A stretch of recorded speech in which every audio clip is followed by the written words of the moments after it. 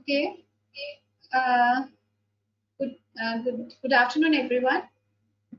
Now, I'll be taking the second part of my class of carbohydrate chemistry. Yesterday, what we have, you all know that we had covered monosaccharides, and about the monosaccharides, we had read um, about the before reading the monosaccharides, we read about what are the carbohydrates and how do we classify carbohydrates and what are the different kinds of carbohydrates. And then we did monosaccharides. We studied monosaccharides. In monosaccharides, then we studied in what could be the isomerism possible in monosaccharides and their chemical properties different monosaccharides exhibit. So today now I'll be discussing about rest of the carbohydrates, disaccharides, oligosaccharides, and polysaccharides. Now, disaccharides, as I have told you yesterday, that of the physiological importance, which have physiological importance are three. One is the sucrose, lactose, and maltose. Now, disaccharides, as we all know, they are the carbohydrates made up of two molecules of monosaccharides. Now, this is now a disaccharide sucrose. In this how this molecule is formed? This molecule formed is by a O-glycosidic linkage between glucose and fructose. These are the monomers of sucrose. Now, in this, how the glycosidic linkage is formed? It is being formed by between the anomeric carbon atom of glucose and the hydroxyl group of second monomer fructose. And you can see in this molecule, since the both anomeric carbon atoms, carbon number 1 and carbon number 1 in glucose and carbon number 2 in fructose, they do not have free aldehydic or keto groups in them. So this disaccharide, it is a sucrose because those uh, carbon atoms, they have been engaged in forming the glycosidic O-glycosidic bond.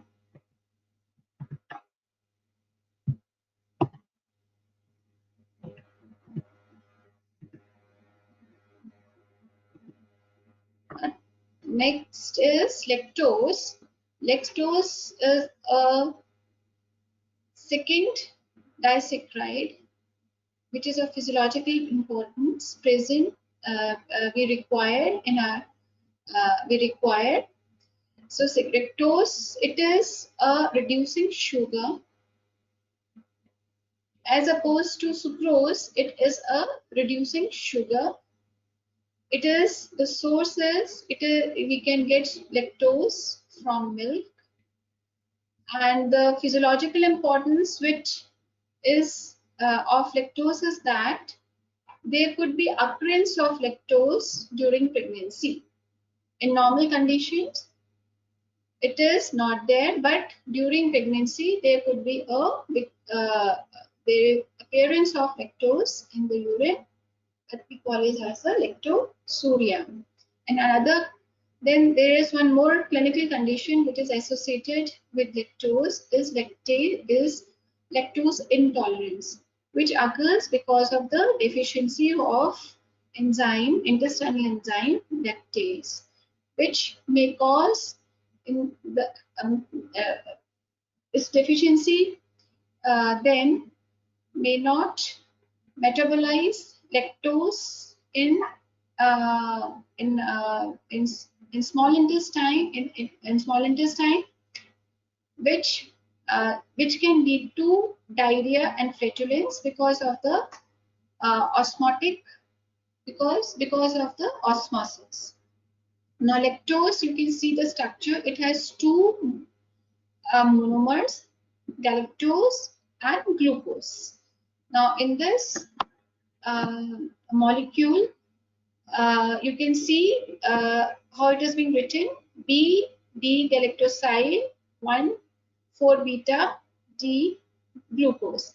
It means the glycosidic bond, it is present between the first anomeric carbon atom of galactose and the fourth and the hydroxyl group present at the fourth carbon atom of glucose.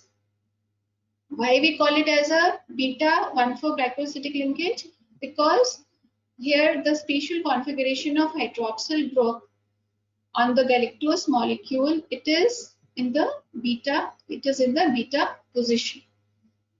So this is all about lactose. Now next disaccharide is maltose. Maltose, again, it is a reducing sugar, and the source mostly in our body of maltose is it is being when the starch is digested when the starch is digested by the amylase in our body. Okay, amylase, either salivary amylase or the intestinal or the pancreatic amylase. So by the action of amylase, the starch can be hydrolyzed into maltose. A maltose, why we call it is a reducing sugar. This maltose, as you can see the structure of maltose, it has two glucose molecules. This is first and the second glucose molecule. The glycosidic linkage present between the maltose molecule is, it is from 1 to 4 because the first glucose moiety and it is alpha 1,4. This molecule has alpha 1,4 glycosidic linkage because the first moiety the glycosidic linkage is between the anomeric carbon atom contributed by the first moiety, and it is being attached to the hydroxyl group which is being contributed by the fourth carbon atom of second glucose moiety. So the glycosidic linkage present in maltose is alpha 1 to 4 glycosidic linkage.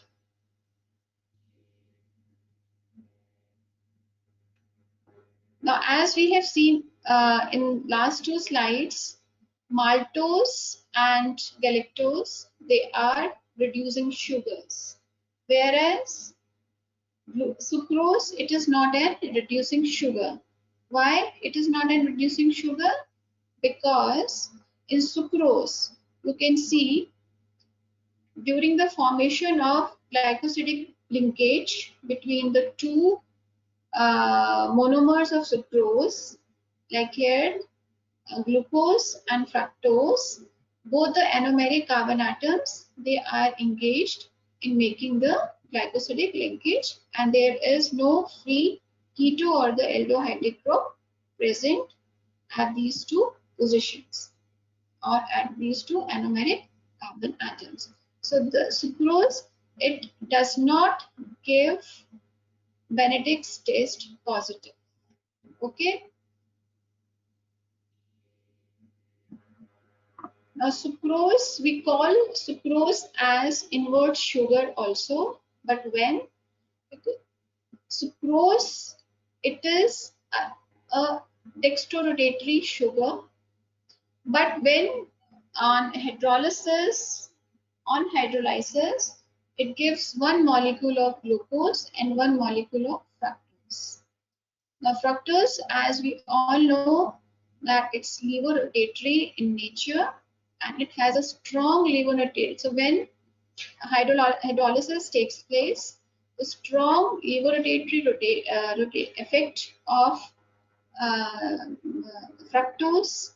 It negates the dextrorotatory effect of glucose, resulting in the formation of a hemolysate, which is levorotatory in function. So in that case, first we can see first the sucrose, when it was unhydrolyzed, it was dextrorotatory in nature, but on hydrolysis, the optical rotation, it's changed to lever rotation.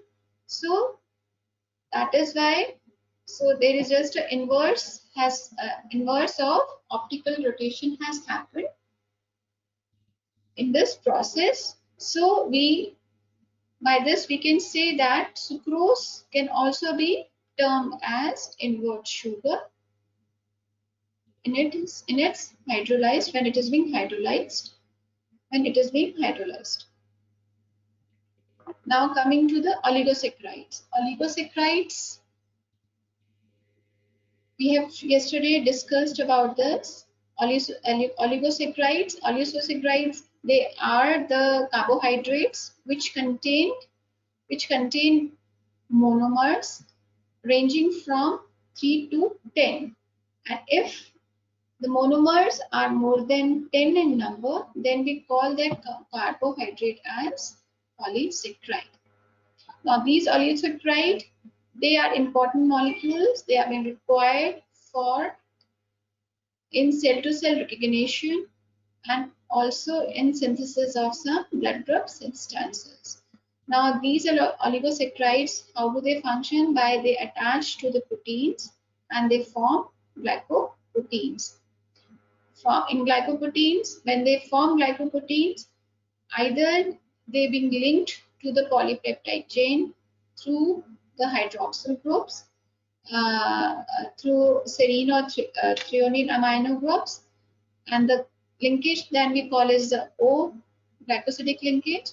But when they are being attached to polypeptide chains, uh, by polypeptide chains through the amino group of asparagine or glutamine amino acids, then the glycosidic linkage present is known as N-glycosidic linkage of glycoproteins. Now coming to the polysaccharides.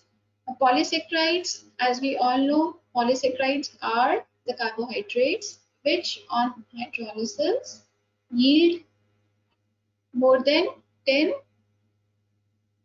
sugar residues or monomers. Now these polysaccharides, they can be of two types: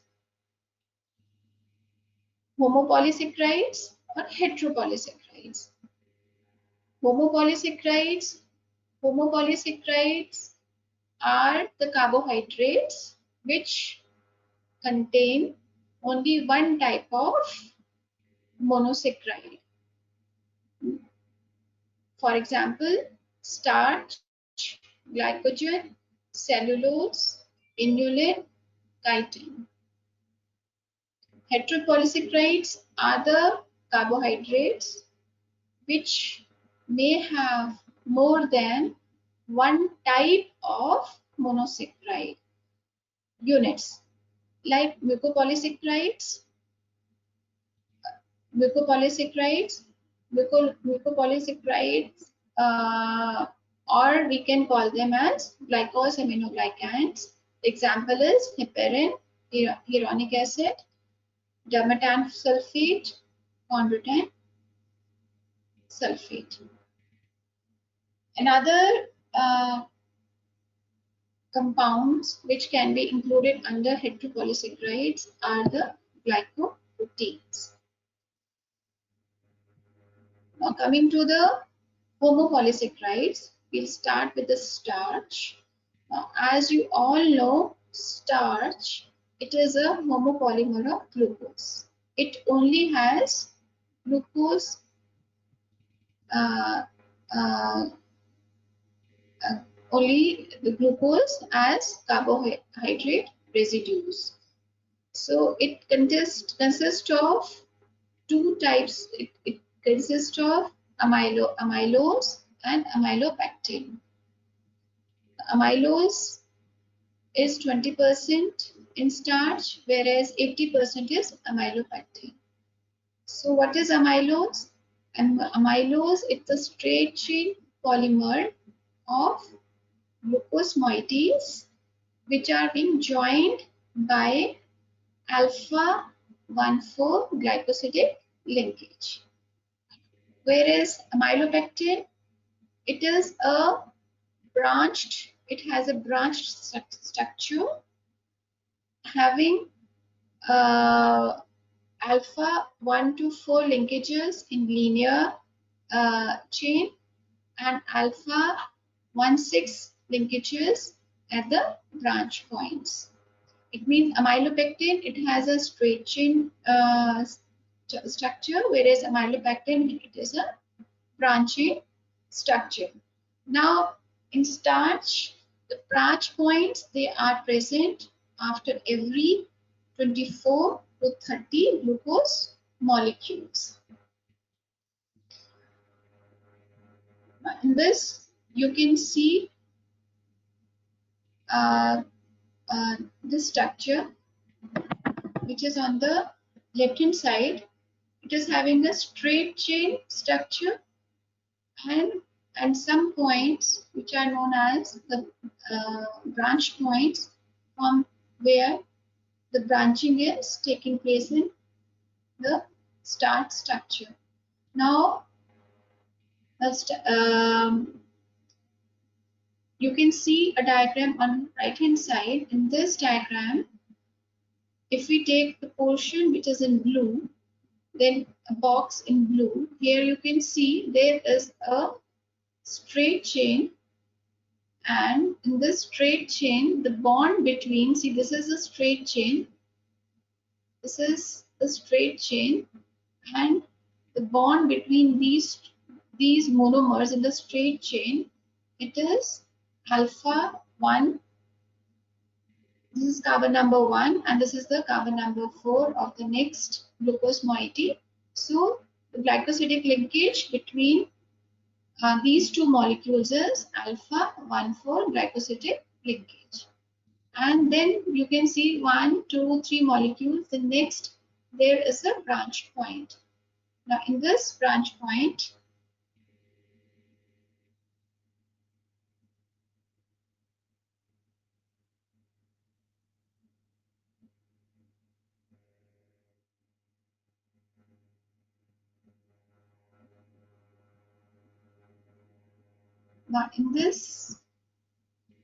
point, you can see the glycosidic linkage. It is present between the carbon number 1 of this sugar, of this glucose moiety, and the 6th carbon atom of this glucose moiety. So these two glucose moieties, they are being linked through alpha 1,6 glycosidic linkage. So this is the branch point. At one point, the linkage is alpha 1,6 glycosidic linkage, whereas in a straight chain, the linkage is 1,4 glycosidic, alpha 1,4 glycosidic linkage. And in starch, as I have already told you, that this branch point is occurring after every 24 to 30 glucose units. Now, how does the digestion of starch it occurs? Now we know that the sources of starch in our food is potato, topeka, cereals, and other food grains. Now in our body, the starch, when it enters in oral cavity, the food, first of all, it is being starch present in the food, it is being acted upon by the salivary alpha amylase, which is being present in the salivary glands, and then it is later on acted upon by the pancreatic. When it reaches the small intestine, the digested food, then it is being acted by the pancreatic amylase. Alpha amylase, it is an endoglycosidase which acts on the alpha 1,4 glycosidic linkages present in the starch to produce dextrins, isomaltose or maltose. There are beta amylases also, but these beta amylases they are in the plants, and here they are also acting with the glycosidic linkages, 1,4 glycosidic linkages to form glucose, maltose, and limit dextrose. But beta amylase, it doesn't act in the branching points, that is alpha 1,6 glycosidic bonds. So instead of forming dextrins, uh, uh, dextrins, so we have limit dextrins. Now once the dextrins are formed, how they are being further hydrolyzed into smaller units, it is by the intestinal dextrinase, which further hydrolyze dextrins to the maltose, and finally from maltose they are being hydrolyzed into glucose, into the glucose. Now what is the biomedical importance of this enzyme alpha amylase? In acute pancreatitis, we can see very high elevated levels of this enzyme. So this could be one of the diagnostic enzyme in which can be utilized for uh, for diagnosing uh, the acute acute pancreatitis. Next is glycogen. This is also a homopolysaccharide, and as we all know, it is a carbohydrate preserving animals. So that is why it is commonly referred to as starch animal. In our body, glycogen it is stored in liver and skeletal muscles. Approximately 5 to 7% of the liver weight it is made up of glycogen, and excess of glycogen it is the excess of glycogen which is stored as excess of glucose which is stored as glycogen. Why, the question is why in our body our body does not store glucose as a storage form. Instead uh, um, it stores in the form of glycogen, because glucose, if it is being stored in the form of glucose in either hepatocytes or the skeletal muscle cells, then what will happen, because it is osmotically active molecule, so this can cause an inward movement of water in the cells, in the hepatocytes or in the skeletal muscle cells, and which may, due to which they may, because of the excessive movement of water, they could burst. So in our body, the carbohydrates, they are not being stored in the form of glucose but in the form of glycogen. Now glycogen, when it is stored, it is in the cytoplasmic granules, in liver and in muscle cells. Now the storage of glycogen in skeletal muscle is around 200 to 300 grams, much more than in the liver, which is 50 to 100 grams. Why this I'll tell you in next slide. Now the structure, what about the structure of the glycogen? The glycogen in its structure is very similar to amylopectin, what is that we found in starch, but it is more densely branched.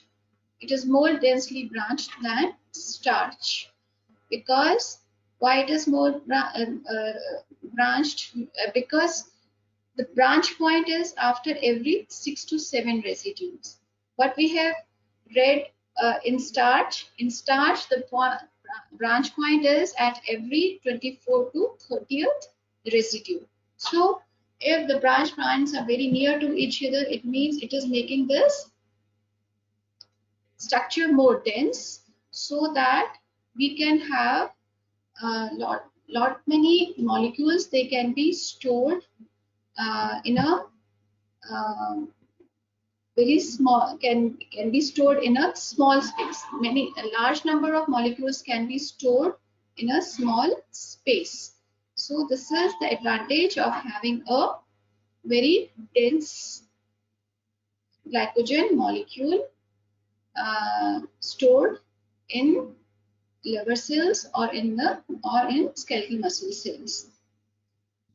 Now, this storage, for storing the glycogen in cells, they need to have one protein that is known as glycogen protein. So this is present in the core of the glycogen, and around this glycogen molecule, the molecules of glucose, they uh, they condense and they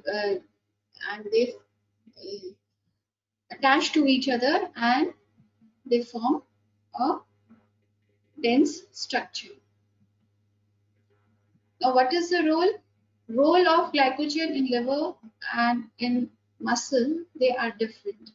The role of glycogen being stored in liver is to maintain the normal glucose homeostasis, or to maintain the normal glucose levels in our body. So in the fasting state, the liver glycogen, it is responsible for maintaining the blood glucose, normal glucose levels. Whereas, what is the function of muscle glycogen? The muscle glycogen is utilized or is being whenever it breaks down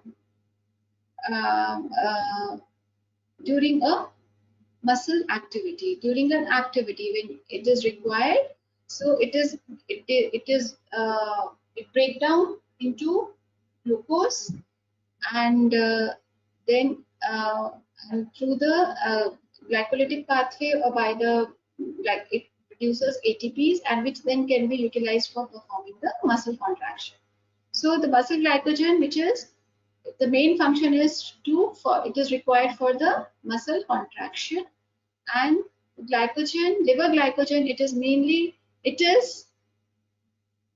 mainly required for maintaining the blood glucose levels in normal range. Next is cellulose. Cellulose, as you know, it is found in plants, and it is a polymer of glucose. But how does it differ from the glycogen and starch? Instead of having alpha 1,4 glycosidic bond, it has beta 1,4 glycosidic bond. Here you can see, I can show the previous slide.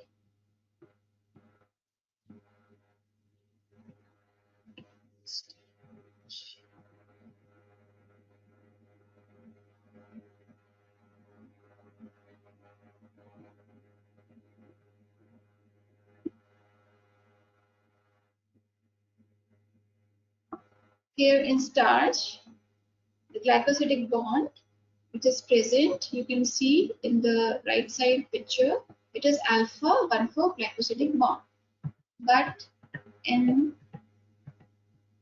cellulose, the glycosidic bond is beta 1,4 glycosidic bond. This is the structure of, this is diagram showing the structure of monomers of cellulose. So here, this is beta D glucose, and that is beta D glucose. Two monomers are there. In this, you can see this is the first monomer. This is the monomer of cellulose. Here, this OH group is on the upper end of this ring. So this is beta D glucose, and this is beta D glucose. So it is being formed between the beta D-glucose forms. So we call it as a beta 1,4-glycosidic bond. Now humans, they cannot digest cellulose because we lack enzyme cellulase. So we cannot digest cellulose. So what is the function of cellulose? It adds fibers to our diet and helps in slowing down the absorption of glucose and fats from the intestine, and as it helps in the it helps um, in the proper it helps in maintain in helps in intestinal mobility. Now next is inulin. The next polysaccharide is inulin. Now this inulin, it's a homoglycan, or you can say homopolysaccharide. It consists of D-fructose units, which have a repeating units of beta 1,2 linkages. Okay, beta 1,2 linkages mean there is not 1,4, not 1,6, but the linkages between linkages 1,2 linkages, beta 1,2 linkages. The one is the anomeric carbon atom, first anomeric carbon atom, and second is the hydroxyl group attached to the second carbon atom of the second monomer. Okay, so this is beta 1,2 linkage. So it's a reserved carbohydrate present in the various bulbs and tubes such as chicory, dahlia, onion, garlic.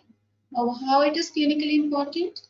Clinically, it is important to find the renal clearance and for assessing the GFR, glomerular filtration rate, that you will, I think, will study in physiology. Then next is chitin. Chitin, as you all know, chitin is a major component of exoskeleton of insects.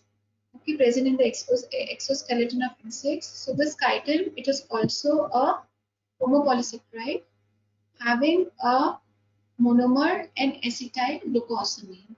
Now, if you remember, yesterday we studied about the amino sugars. So N-acetyl glucosamine is an amino sugar in which, if you remember, at position number 2 of a sugar, the hydroxyl group is being substituted by a amino group to form a amino sugar, and these amino sugars are further they get acetylated at the amino group. Then we call them as N-acetyl amino sugars, and in this case we have a glucosamine, so we call it as a N-acetyl glucosamine.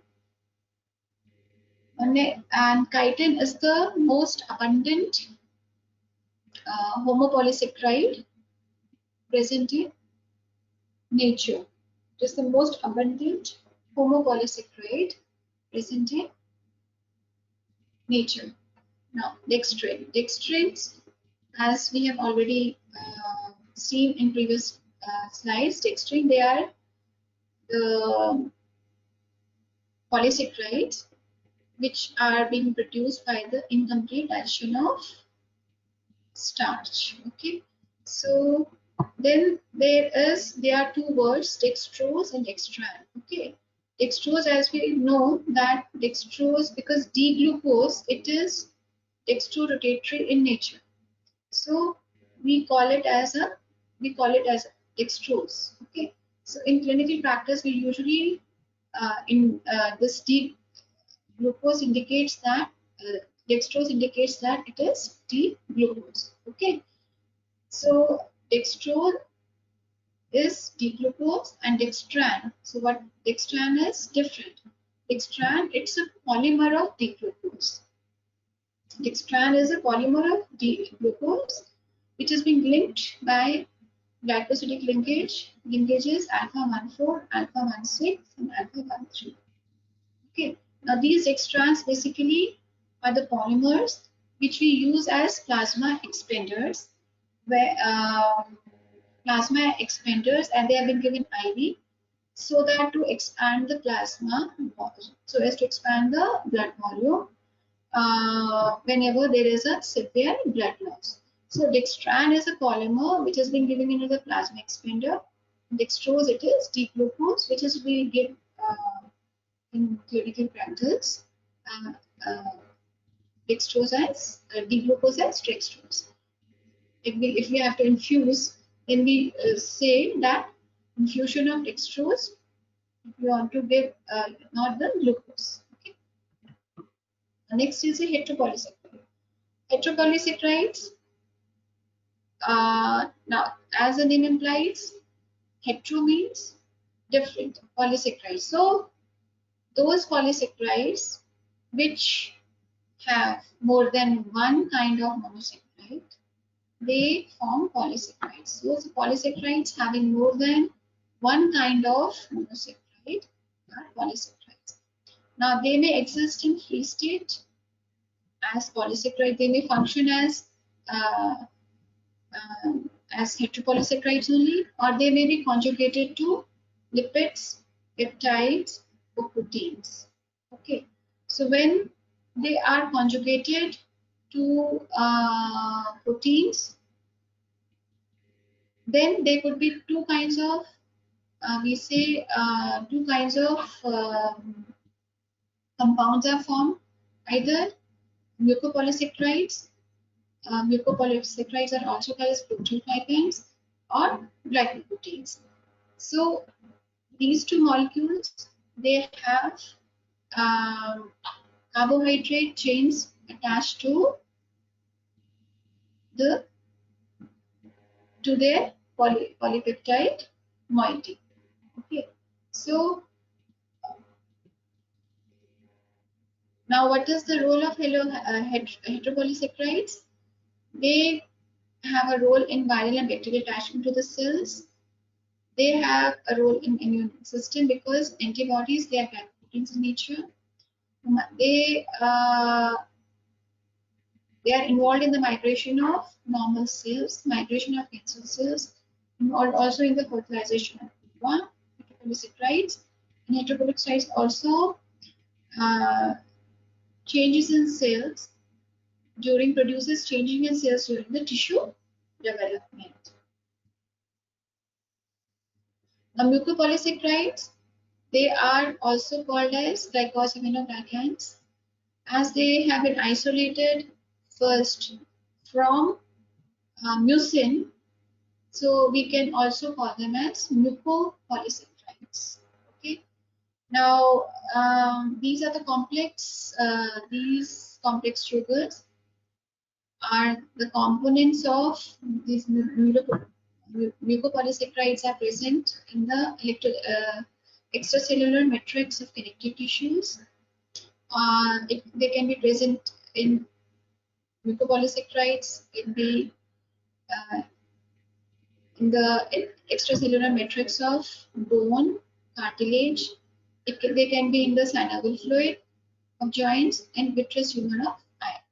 Now, because they also contain some groups in them like acetyl group, sulfate group, carboxyl groups. So because of the presence of these charges, the mucopolysaccharides, they attract water. So they attract water and they can form the viscous. Solutions. Okay. So like synovial fluid, it is viscous in nature.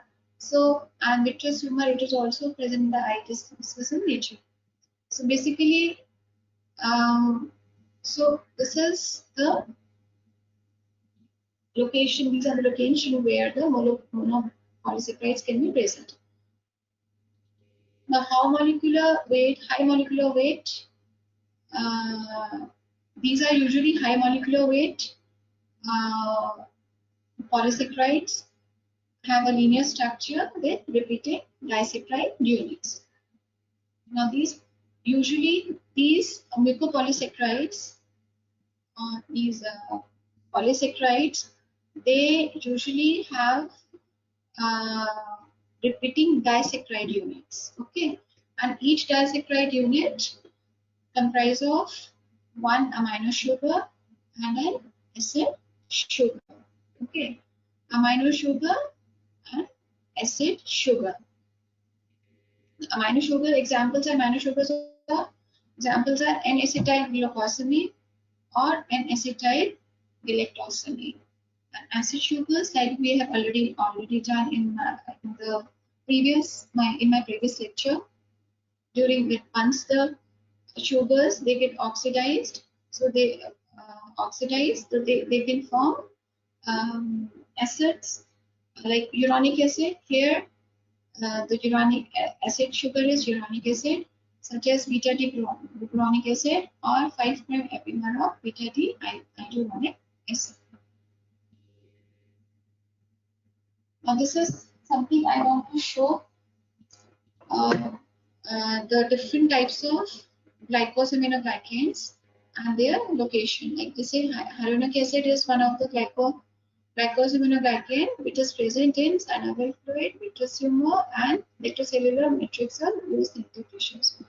Chondroitin sulfate, usually it is present in cartilage, bone, heartworms. Heparan sulfate in basement membrane components of cell surfaces. Heparin, it is a component of intracellular granules of mast cells, and it is also it is present in the lining of the arteries of the lungs. It is also present in liver and skin. Dermatan sulfate, this mucopolysaccharide is present in skin, blood vessels, and heart valves. Creatine sulfate, it is present in cornea, bone, or in cartilage. So when the hyaluronic acid it is present in synovial fluid or it is in the vitreous humor of eye, basically they have an action of shock. They act as in shock absorbers. So they prevent the injury. Like in the synovial fluid, injury to the joints, and in vitreous humor, like in eye injury to the eye. Okay. Now coming to individual mucopolysaccharides. Now hyaluronic acid, it is a repeating disaccharide unit of N-acetyl glucosamine and N and D glucuronic acid. Okay, and it is non-sulfated, as we already discussed. Hyaluronic acid is present in connective tissue, tendons, synovial fluid, and vitreous humor. Okay, and it is also richly present in embryonic tissues, where it has a role in cell migration. And it acts as a lubricant and the shock absorbers in joint cavities. And some of the bacteria they secrete an enzyme hyaluronidase, which cleaves the glycosidic bond linkages present between the monomers, and they help in spreading the bacterial infections. Okay. Now chondroitin sulfate, it has a repeating unit of, it's a disaccharide repeating unit of D-glucuronic acid and acetyl glucosamine. It is sulfated at either C4 or C6. I will show you. C4 or C6 position of the molecule galactosamine. The first one is a glucuronic acid, and second one is the galactosamine. So, this chondroitin sulfate, they can be sulfated, and they are most abundant. They are the most abundant glycosaminoglycans in the body, and they are mainly present in cartilage, and usually they are present in less amount in tendons, ligaments, and bones. Now, this is the structure of chondroitin sulfate. So it is it has this repeating disaccharide. This is the glucuronic acid, which is being attached to the second monomer, that is a galactosamine, through the O-glycosidic linkage. Okay, and at position 4 of this galactosamine and acetyl galactosamine, there is a sulfate group. So that is why we call it as a competent sulfate. Then next is keratin sulfate. Now this keratin sulfate, this mucopolysaccharide, this polysaccharide, it doesn't contain uronic acid, and the repeating units are here galactose and acetyl glucosamine with a beta linkage between these two monomers. It is found in keratin sulfate is found in cornea, distal cartilages, and aorta. It keeps the cornea, keratin sulfate, it keeps the cornea transparent. Next is the heparin. Heparin, it has a repeating disaccharide unit of either uronic acid or L-ioduronic acid with glucosamine. Okay. These are usually, as we have already seen, heparin. It is present in mast cells. Heparin, actually, it is an anticoagulant. And how does it causes an anticoagulation action? It inactivates the antithrombin 2, which in turn inactivates the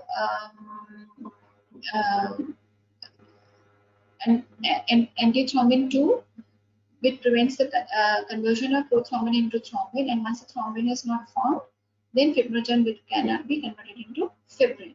So there is no fibrin formation, no clot formation. So this is the way how the heparin is acting as an anticoagulant.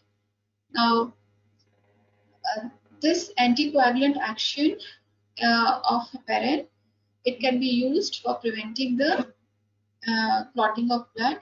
So it can be used as an anticoagulant and can be given IV as a therapeutic agent. And this is also low molecular weight synthetic heparin. It is also used in atherosclerotic conditions for treating the heart attack or the cerebral stroke, so as to prevent further coagulation in these clinical conditions. So this is the structure of heparin. This is glucosamine, sulfated glucosamine at carbon number 6, and this is alpha bond between them is they are linked to each other through alpha 1,4 glycosidic linkage, and this is the iodonic acid. The heparin sulfate, it is another hydropolysaccharide. In this, it is like similar to heparin, but except here the glucosamine, they are acetylated. Here you can see the glucosamine, it is sulfated, but in heparin sulfate, it is sulfated. It is found in the basement membrane, heparin sulfate, and on the cell surfaces. So it helps in cell-to-cell interaction by acting as a component of protein receptor. The gamettan sulfate, it is found in skin, blood vessels, and heart vessels. It maintains shape of the tissues, and it contains the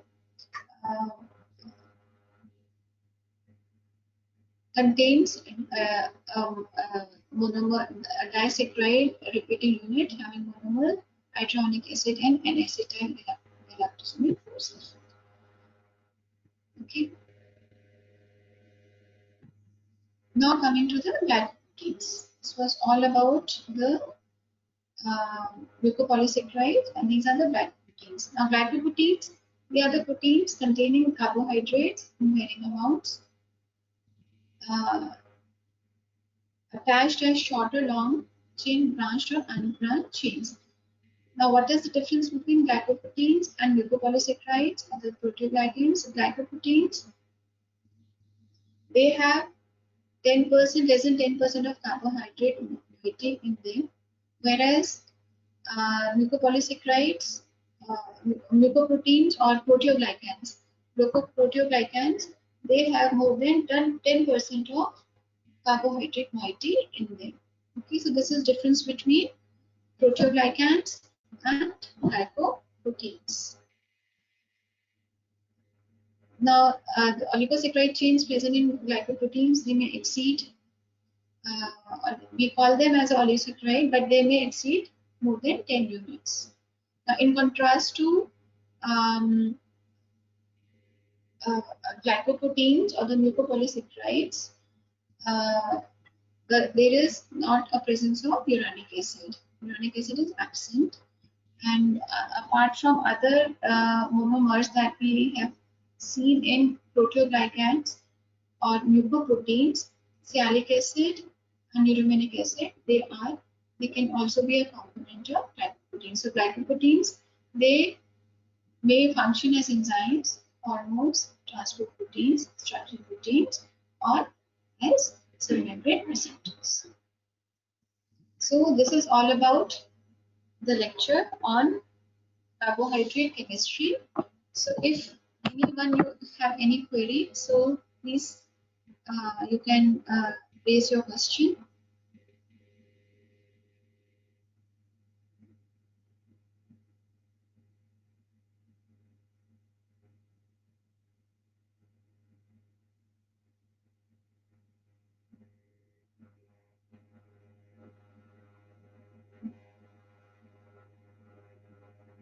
Okay, one student, Tejas, he has asked me, ma'am, what is dextran? Okay, dextran, see, it is a polymer. I was just telling you the difference between the dextran and dextrose. Dextrose is dextrose is the because is glucose only, D-glucose. Hello.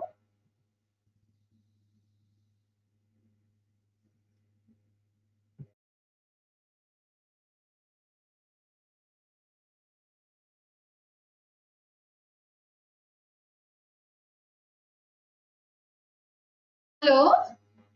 Okay, this I will explain you in my, you can ask me in tutorial, okay, because we are running short of time, you'll be having your next lecture, okay, so we will discuss, you can raise your queries in tutorial, okay, so that's all for today, and okay, thank you so much, and take care, bye.